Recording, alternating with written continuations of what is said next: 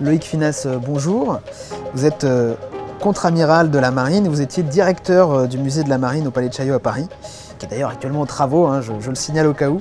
Et vous êtes également auteur et poète. Alors merci de passer ce moment avec nous.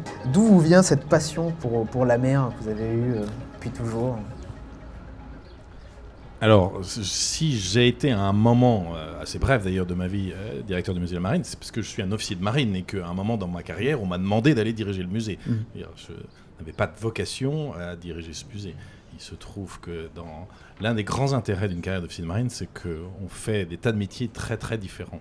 Donc, parmi ce qu'on m'a demandé, à un moment donné, il a fallu que j'aille m'occuper du musée qui n'allait pas très bien et où il fallait lancer une rénovation. Et c'est ce que j'ai fait pendant 1 an. Puis ensuite, j'ai passé la main à un successeur qui s'occupe de cette rénovation, qui effectivement, comme vous l'avez dit, a été lancé. Le musée, ou sa partie parisienne, parce que le musée de la Marine, c'est pas Toulon, que le palais, c'est pas Chaillot, hein, c'est 5 sites. Et il se trouve que la partie parisienne du musée va être en travaux pendant 3 ans, 4 ans, 5 ans, pour une rénovation très importante qui rendra ce musée encore plus beau qu'il n'était. Mais sinon, ça n'était qu'un point dans ma carrière et j'ai passé une grande partie de ma vie en mer. Je suis un marin, je suis un marin de guerre.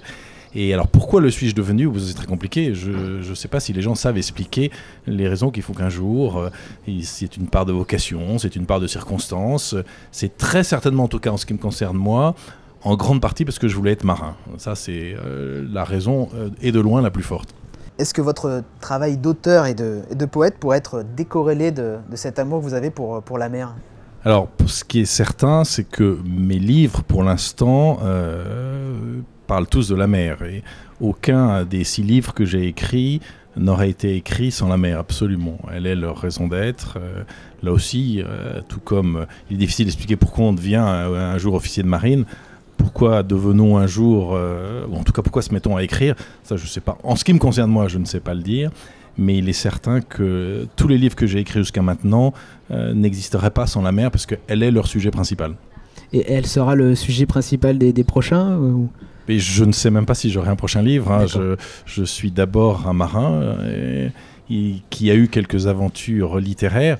Ça ne fait pas de moi un écrivain. Je ne sais pas s'il y aura un prochain livre. S'il y en a d'autres, ça m'étonnerait que la mer en soit très éloignée. Est-ce que la rigueur que l'on retrouve dans la marine s'applique dans votre manière d'appréhender le travail d'écriture et le voyage d'ailleurs aussi ? Alors, je ne suis pas sûr que dans le voyage et dans l'écriture, je retrouve la rigueur qui est celle qu'effectivement mon métier d'officier de marine m'impose. Alors là, vous pourriez me dire au moins 2 choses. La première, c'est que je me trompe et qu'en fait, l'écriture demande une grande rigueur. Et ça, effectivement, c'est probable. Mais peut-être que je suis l'exemple qu'après tout, il y a aussi des dilettantes dans la littérature. Et en tout cas, si je devais... Oui, je suis beaucoup plus un dilettante de l'écriture qu'un vrai professionnel très rigoureux. Alors, vous le disiez, vous êtes un marin de guerre, vous le disiez.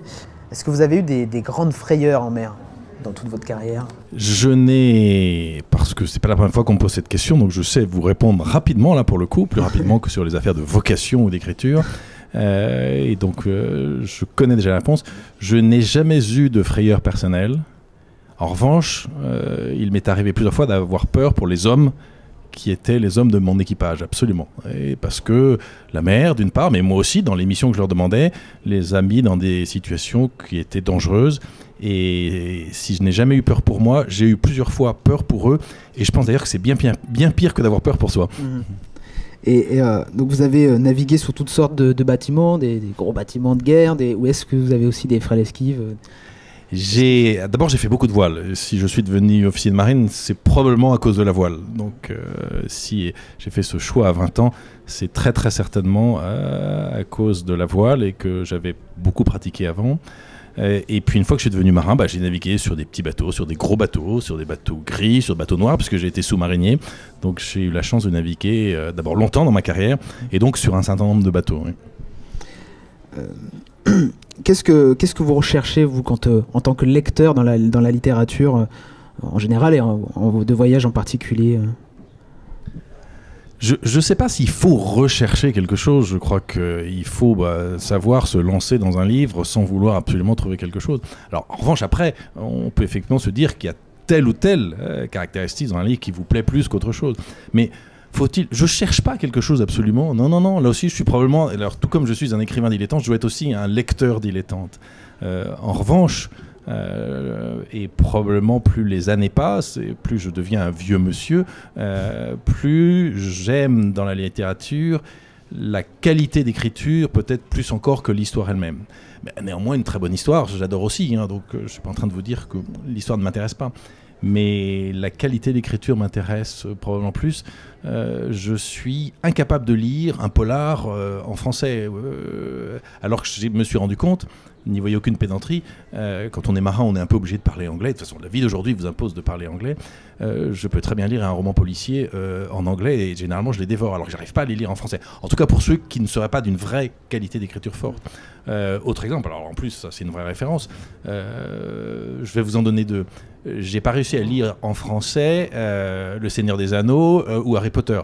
Je les ai dévorés en anglais, C'est parce que mon niveau d'anglais est suffisant pour que je puisse justement les dévorer, parce que là je suis captivé par l'histoire, et en même temps mon niveau d'anglais n'est pas suffisamment bon pour que la qualité de l'écriture soit quelque chose qui me touche. À l'inverse, lorsque je lis en français, oui, la qualité de l'écriture est probablement ce qui aujourd'hui me fait le plus, peut-être pas vibrer, mais en tout cas c'est à ça que j'apporte le plus d'attention. Donc dans la littérature en général, vous pouvez retrouver votre bonheur dans tous les genres en fait, finalement. Et ça c'est la grande chance d'être un dilettante, c'est qu'effectivement on peut picorer partout et trouver son bonheur partout.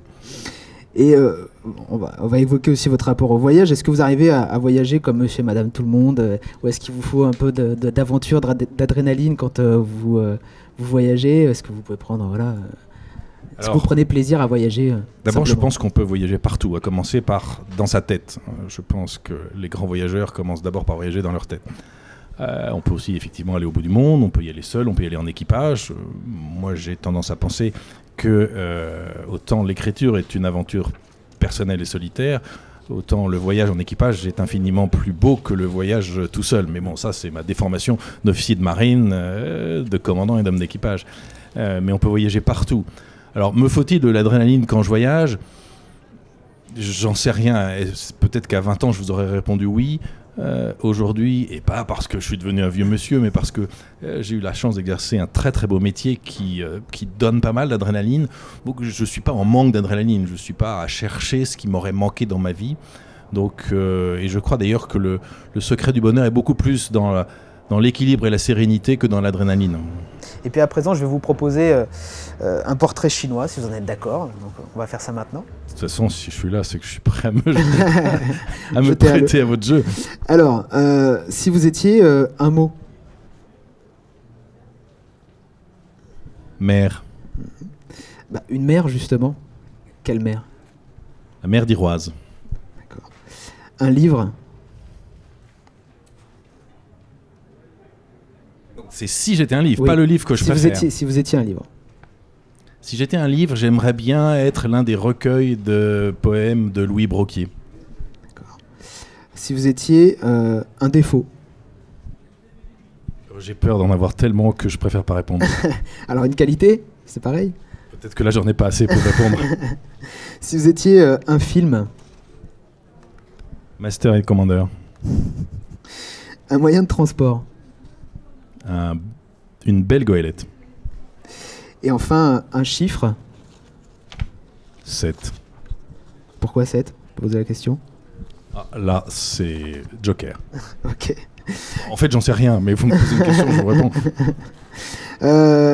Et juste avant de nous quitter, j'aimerais vous poser une série de petites questions que je pose à tous les invités qui passent ici. Si vous ne deviez retenir qu'un seul voyage, ce serait lequel? Le voyage intérieur. Et quel livre vous amèneriez avec vous pour un court séjour, pour un week-end? Un livre que j'ai pas encore lu. Vous n'avez pas de titre en tête? Le livre que j'aimerais lire en ce moment? Non, il y a tellement de livres que je n'ai pas lus et que j'aimerais lire que je serais absolument incapable de vous dire un seul titre. Ou alors partir avec une liseuse qui aurait, dans laquelle j'aurais chargé 6000 bouquins. Et quelle chanson vous fait instantanément voyager? La chanson du Borda, qui est une chanson que tous les élèves de l'école navale, qu'on appelle les bordaches, apprennent et chantent à l'école navale. C'est notre matrice initiale. Merci Loïc. Et je vous la chanterai pas parce que j'allais pas vous le demander. Très mauvais chanteur. Je sais qu'on n'est jamais toujours des bons chanteurs ou des choses comme ça. Mais ça commence par je vais vous raconter une belle histoire, une très belle histoire, et effectivement la suite est une belle histoire, mais c'est l'histoire d'une vie. Eh ben merci en tout cas Loïc Finesse de nous avoir accordé ce moment. Et c'est moi qui vous remercie de votre accueil.